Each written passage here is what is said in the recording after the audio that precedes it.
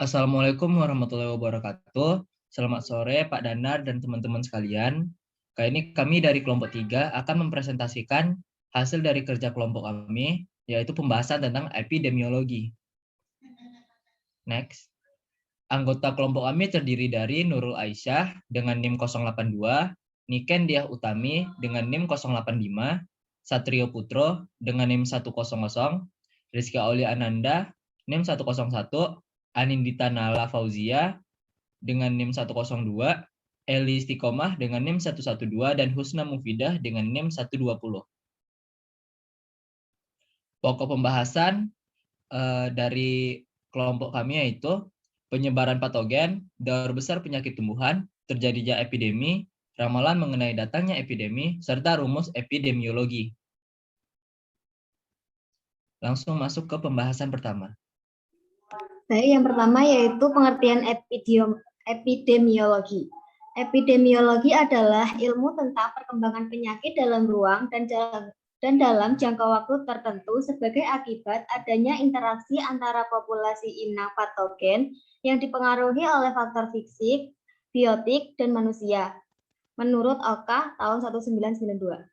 Kegunaan epidemiologi adalah untuk memberikan pengertian tentang sifat-sifat patogen dalam waktu dan ruang sehingga dapat memberikan pertimbangan untuk mengatur strategi pengendalian penyakit. Proses epidemiologi terjadi dalam suatu lingkungan tertentu. Next.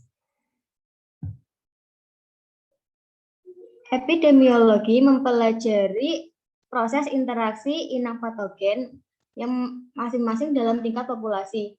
Epidemiologi memiliki populasi dan atributnya. Yang pertama yaitu atribut temporer. Dalam ekologi adalah angka kelahiran, kematian, imigrasi, dan imigrasi. Namun dalam epidemiologi penyakit tanaman dipergunakan istilah sporulasi dan diseminasi atau pemencaran suatu jamur patogen. Yang kedua yaitu atribut spasial, membahas tentang derajat kepadatan, struktur, dan penyebaran suatu populasi dalam dimensi ruang. Dalam epidemiologi adalah daerah, dispersi, kepadatan, beratnya penyakit, dan prevalensi penyakit. Next. Selanjutnya yaitu penyebaran patogen. Penularan penyakit terjadi apabila patogen telah masuk ke dalam jaringan sel tanaman. Spora yang telah berkecambah biasanya hifanya akan menembus dinding sel atau melalui luka-luka tanaman. Penularan patogen dari tanaman yang sakit ke tanaman yang sehat dapat terjadi dengan penularan bentuk vegetatifnya atau dengan bentuk reproduktifnya. Penularan yang sering terjadi biasanya dengan spora, tetapi walaupun ada spora yang dapat bergerak sendiri, jarak yang dicapai tidak berarti.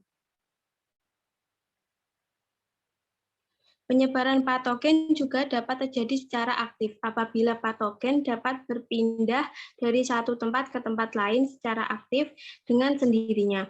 Misalnya, jamur kayu membentuk hifa yang panjangnya beberapa meter sehingga dapat mencapai inang lainnya. Penyebaran secara aktif dapat dibedakan menjadi 3 bagian.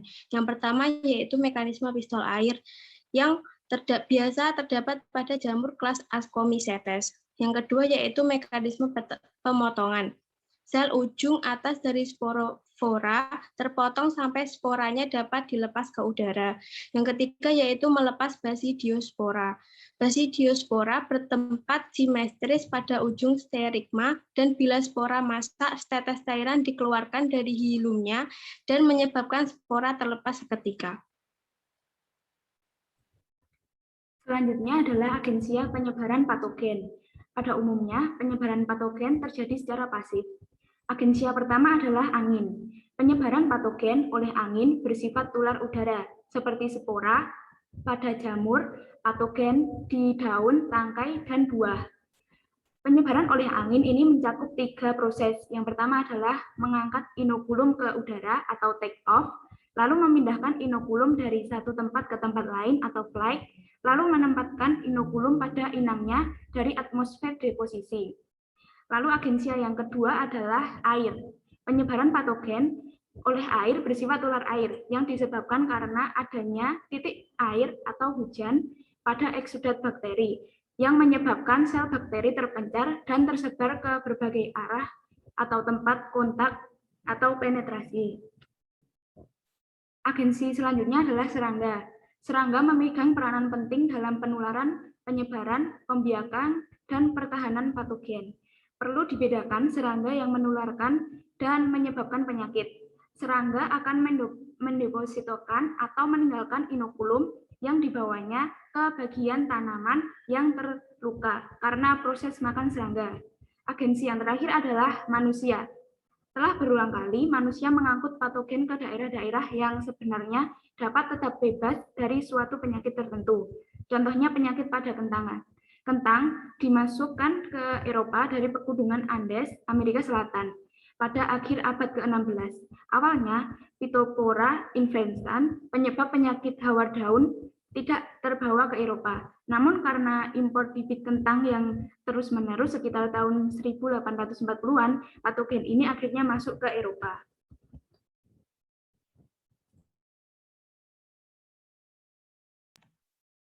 Masuk ke pembahasan selanjutnya, yaitu daur besar penyakit tumbuhan. Daur penyakit atau disease cycle adalah daur terjadinya penyakit yang melibatkan perubahan pada tumbuhan dan gejala tumbuhan serta perubahan kehidupan patogen pada lama periode dalam satu musim tanam dan dari satu musim tanam ke musim tanam berikutnya. Daur penyakit merupakan proses dalam patogenesis yang meliputi inokulasi, yaitu proses kontaknya inokulum dengan tumbuhan inang. Pada saat ini keberhasilan pendaratan atau sampainya inokulum ke bagian tanaman atau kondisi predisposisi patogen sangat menentukan tahap awal dari proses terjadinya penyakit. Lalu yang kedua yaitu penetrasi. Masuknya patogen ke dalam jaringan tanaman inang, misalnya melalui kutikula, sel epidermis, atau ruang interseluler. Proses ini dimulai dengan perkecambahan spora atau munculnya tabung kecambah yang kemudian berkembang menjadi struktur yang berperan untuk melekatkan diri ke permukaan inang. Kemudian tumbuh haustorium, yaitu suatu struktur atau organ yang berperan khusus mengambil tanaman. Lalu ada infeksi, yaitu proses patogen mengadakan kontak dengan sel-sel jaringan tumbuhan yang peka dan mengambil makanan darinya sehingga timbul penyakit. Lalu ada invasi, yaitu fungi atau jamur akan tumbuh miselium di dalam sel-sel di lapisan jaringan kutikula, epidermis, atau jaringan lainnya. Lalu ada fase penyerangan, itu seperti invasi tadi, dan pertumbuhan dan reproduksi. Patogen tumbuh menghasilkan struktur tubuh yang biasa digunakan untuk kelangsungan hidup. Ini di luar sistem patogenesitas atau untuk keperluan tumbuh dan hidup di sistem patogenesitas yang baru atau pada inang yang baru dan dikenal sebagai inokulum, yaitu seperti spora, miselium, conidium, sclerotium, dan chlamydospora. Dan terakhir ada diseminasi, yaitu pemancaran atau penyebaran inokulum, pemindahan inokulum dari patogen suatu sumber ke inang lainnya. Pemancaran inokulum ini dilakukan melalui udara, lalu air, dan juga pemancaran manusia. Next. Untuk daur besar sendiri, diawali dengan masuknya penyakit ke suatu wilayah dan menyebar luas dengan cepat, dan akan menjadi epidemik, lalu endemik, dan pandemik. Epidemik adalah meningkatnya penyakit dengan hebat pada waktu dan wilayah tertentu dalam satu populasi tumbuhan. Lalu endemik adalah penyakit yang terdapat merata dan terus-menerus pada suatu wilayah. Dan pandemik adalah penyakit yang merata di seluruh dunia. Epidemik ini dapat diturunkan atau diredakan dengan beberapa faktor seperti populasi tumbuhan yang tahan, berkurangnya populasi tumbuhan yang rentan, adanya usaha pengendalian penyakit, serta pengendalian alamiah.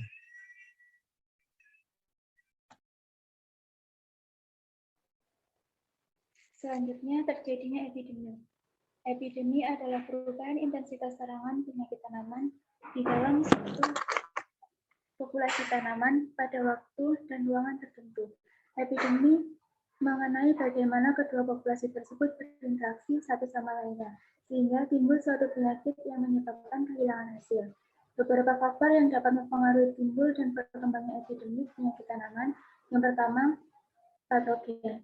Melalui tingkat virulensi patogen, mekanisme reproduksi patogen, ekologi patogen, dan penyebaran patogen. Yang kedua, tanaman, yaitu kepekaan tanaman inang terhadap serangan patogen dipengaruhi oleh varietas dan umur tanaman.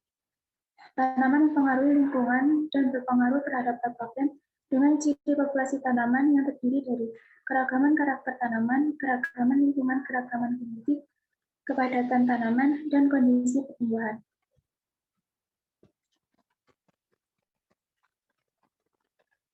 Serta respon populasi patogen terhadap pertumbuhan inang ditentukan oleh kerentanan suatu varietas tanaman inang dan patogenisitas patogen.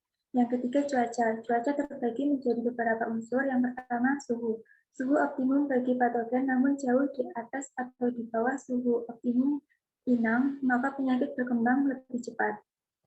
Kemudian kelembaban. Dapat menimbulkan kerentanan inang terhadap beberapa patogen. Mengaktifkan bakteri atau nematoda yang dapat menginfeksi tumbuhan, juga meningkatkan perkecambahan spora cendawan. Kemudian cahaya. Umumnya, bakteri dan mikroorganisme dapat hidup dengan baik pada paparan cahaya normal. Terakhir, angin. Menimbulkan luka dari gesekan antar bagian tumbuhan yang menjadi jalan masuk bakteri dan virus dan penyebaran patogen.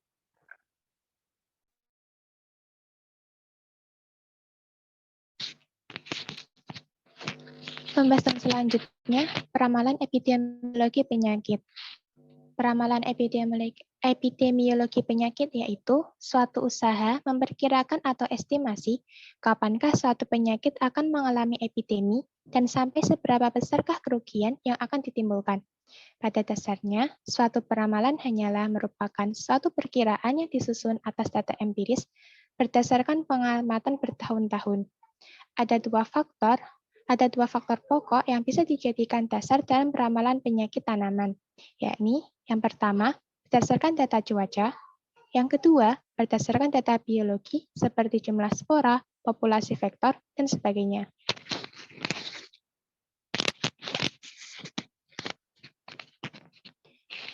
Syarat menyusun agar cara peramalan menjadi lebih bermanfaat. Yang pertama, bertanaman merupakan tanaman penting, misalnya tanaman pangan, tanaman berkebunan.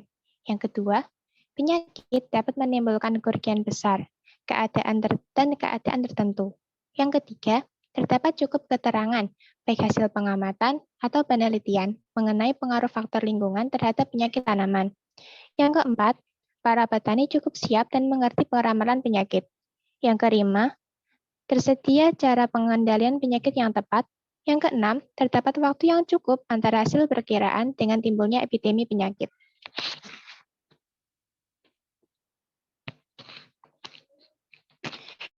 Contoh dari peramalan epidemiologi penyakit, yang pertama, penyakit layu bakteri pada jagung. Peramalan akan datangnya epidemi didasarkan pada pengamatan suhu bulan Desember sampai Februari.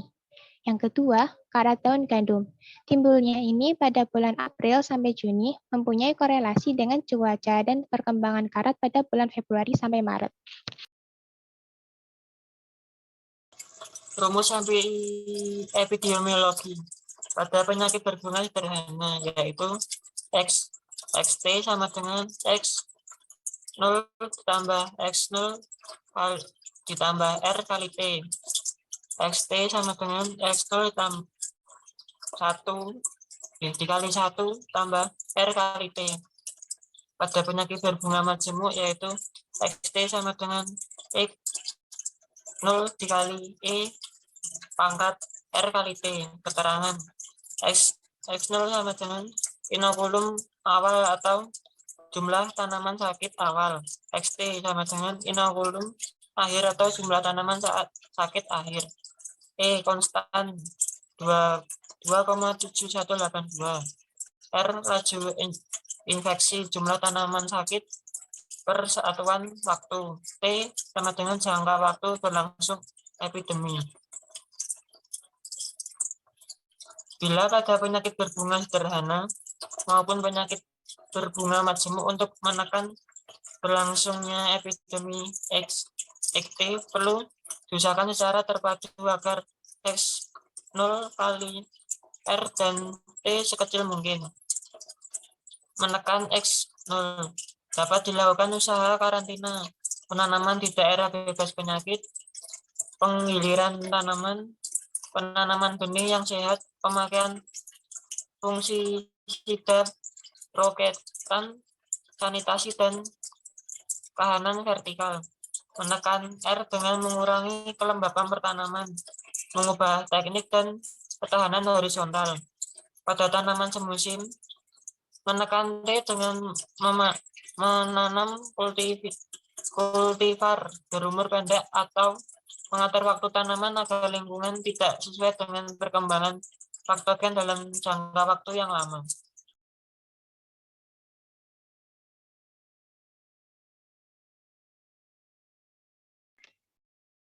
Baik, sekian hasil presentasi kami tentang epidemiologi. Apabila terdapat kekurangan kami mohon maaf dan terima kasih atas seluruh perhatiannya. Kami akhiri, wassalamualaikum warahmatullahi wabarakatuh.